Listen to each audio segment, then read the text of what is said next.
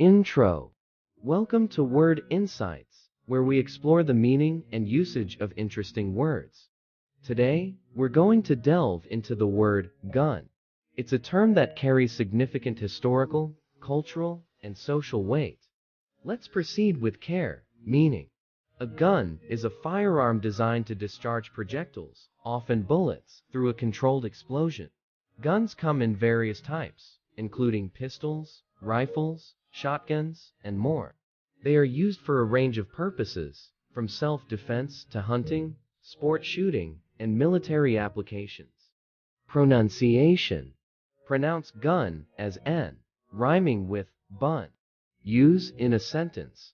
1. The hunter aimed his gun at the target. 2. The police officer carried a gun as part of their duty. Synonyms. While there are specific types of guns with their names, for example, pistol, rifle, shotgun, you can use firearm as a general synonym. Conclusion. Gun is a word with multifaceted meanings and implications.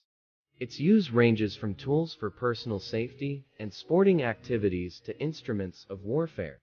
It's essential to handle and discuss this term with responsibility and awareness of its broader context.